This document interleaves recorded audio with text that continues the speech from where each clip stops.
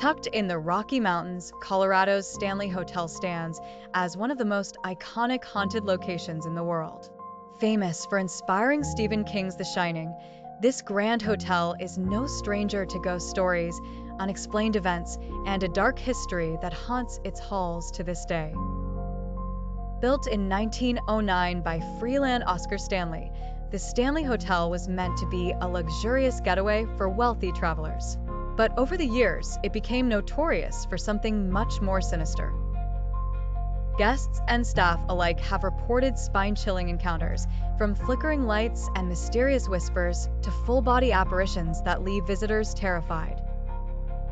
One of the most famous spirits said to haunt the hotel is that of its founder, Freeland Oscar Stanley himself. It's claimed that his ghost still roams the halls, checking in on the hotel and ensuring it remains up to his standards. Many guests have reported seeing a man in old-fashioned clothing in the lobby, only for him to vanish when approached. But perhaps the most haunted room in the hotel is room 217. This room gained notoriety long before Stephen King stayed there in 1974. In 1911, a housekeeper named Elizabeth Wilson was severely injured in a gas explosion while lighting lanterns after a power outage. She survived but has been said to haunt room 217 ever since. Guests often report their belongings being mysteriously unpacked, lights flickering, and even the feeling of being tucked into bed by an invisible hand. Those who stay the night sometimes wake to find their things perfectly arranged or experience strange cold spots in the room. Stephen King himself had a terrifying experience in room 217 that inspired The Shining.